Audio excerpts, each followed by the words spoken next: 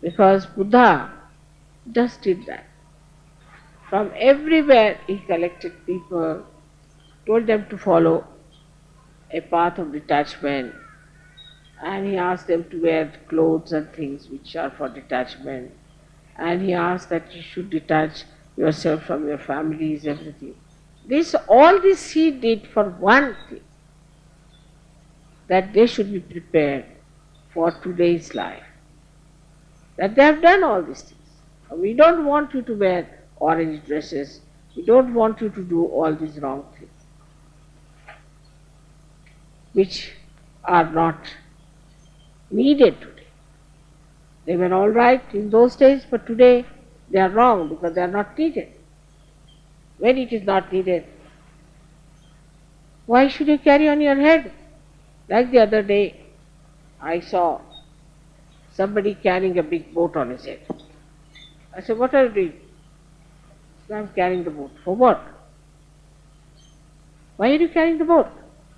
Said, you see, I know there is no need to carry the boat here because there is no sea, no water, nothing. But I am just carrying. But why are you carrying this load upon your head? No, because I am carrying, That is how we are. We are carrying on with things which are not needed. Like mother, now I have been doing Hatha Yoga. Should I do some Hatha Yoga?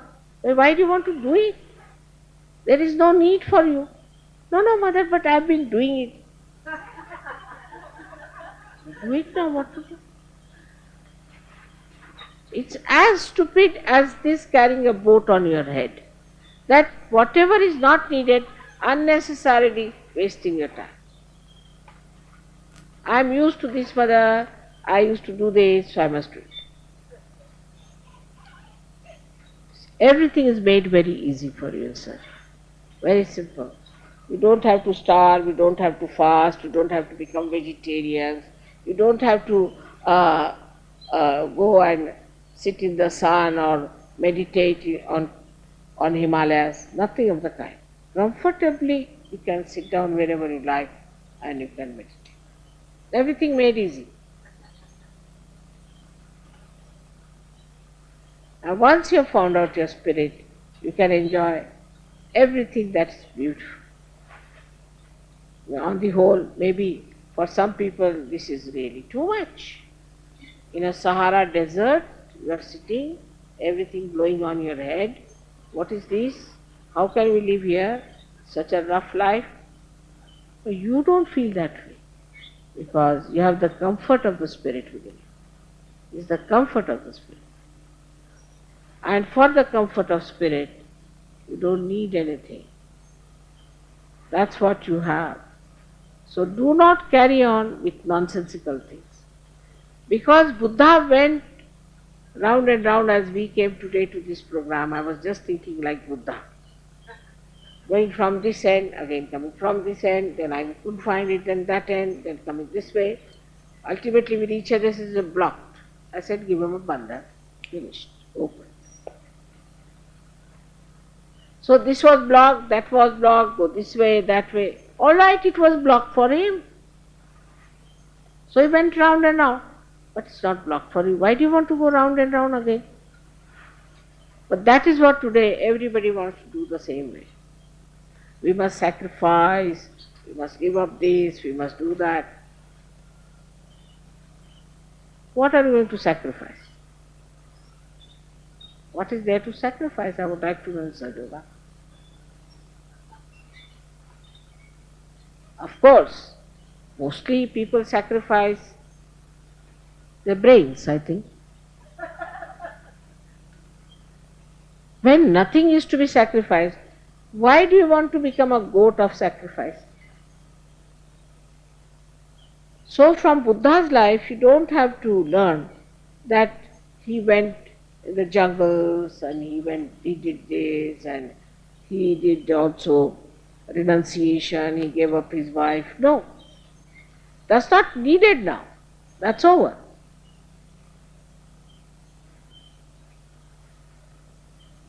This is where we fail And we cannot explain to people that those who say, but we must have renunciation. Renunciation we have from within, like the sand as I told. Detachment we have from within. But this is compassion. Pure compassion is the most detached. It's the most detached thing is the pure compassion. Or anything pure is pure because it is detached. It's a proper mathematics. Anything that is pure has to be detached. If it is attached, it is contaminated. See the logic? Absolute mathematics is there. If you have pure love, then you are detached. Now supposing you love mother, or I take that. Now you have, say, pure love for her. Then you won't get angry if I don't come to your house. You won't feel disappointed if I can't sit in your car. You won't feel unhappy because I could not touch your sari. Because I just love mother, finished. It ends up there, just pure love. Of course I know these weaknesses, so I try to please you, alright. But actually if you really love me, it's alright, I love her. And she loves me, finished. Whether she comes to my house or not, whether she gives me a present or not, whether she pats me or not, whether I can see her or not, whether I can meet her or not, makes no difference, I love her. That's the purity of love. Where there is no expectation of any kind, except that I love, and that love is the ocean of enjoyment and the ocean of bliss. Finished. It's the easiest thing to do, is to love. Just love.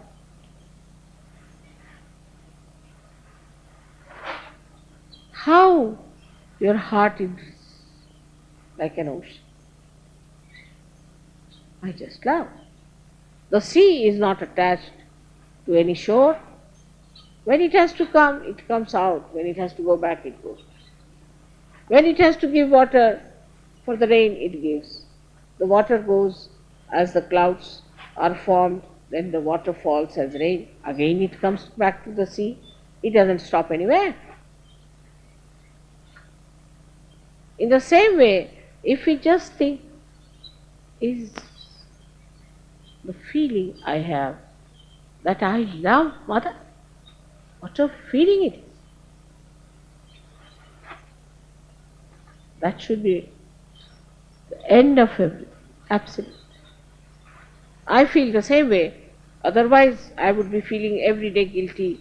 Oh, I didn't smile at that, I didn't give present to this one, I should have brought something special for that person, I was late for the program.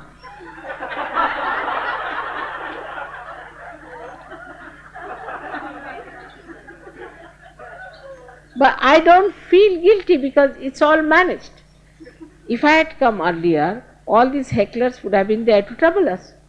So all the horrible people disappeared and we had the right people. Then I sat down through. I didn't say I'm going back. There is no need to be nervous. If mother is late, there must be some plan. If she is early, there must be some plan. If she is going by this plane and not by the other, there must be some plan. Not to doubt it. If she is doing something, must be some plan. You know, mother has her own plans. It's a nice idea to think like that.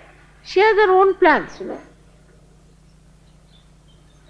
Once you start feeling that way, such security and such beautiful peace will spread in your being, and you will be quite satisfied. Now everybody brings food for me. Look at that. When I see that, I get a fright, Baba.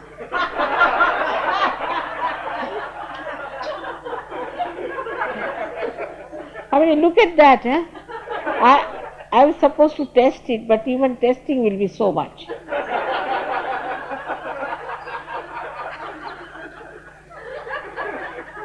But I have to eat.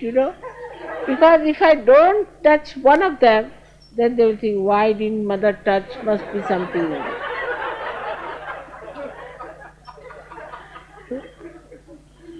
This is a very big problem for me, to keep you happy and to assure you. But I assure you that I love you all very much. Whether you bring food for me or flowers for me or anything, does not matter. When I'm leaving Bogota, my heart is wrenching out. I see the wrench of my heart. I see. Because I'm leaving all the new babes there. That's all. Then I just don't want to face, the thing. I feel, oh God, just see, I'm leaving them. But because I love them. So I see, because I love them, I feel it. It's not. Even this pain is all right, because I love them. I enjoy that pain, because I love them. And then I come here and see all of you standing at the airport. Whole thing is fulfilled again. Just not because you have come, because I have come to love you. All this is such a beautiful rapport and such a beautiful feeling. I want you all to enjoy this and not petty things and small things which spoil your joy. These are all joy killers. And that's why the greatest joy killer is the ego nonsensical, which tells you, oh, why didn't mother do this or do that? It's the ego part of it. That's why we have to think of Buddha and celebrate his Jayanti within ourselves, to establish him, to say that this ego cannot take away our joy. Anywhere such idea just comes into your head, tell them, now Mr. Ego, I know you very well. In the light of Buddha, you can see your ego very clearly. And he is the killer of your ego. He is the one who finishes off your ego. So today, we have to pray for the whole of America, which is really suffering from this nonsensical, mythical ego, which is being exploited by everyone. People are befooling them, the media is befooling, all the doctors are befooling, all the psychologists are befooling, all the governments are befooling. I don't know, everybody is befooled because they have got ego. If they had no ego, they could not have been befooled. All these advertisements and all this hocus pocus that's going on is because human beings have ego and they can't see. So we have to say, Mother, please take away this curse of ego from Americans and America.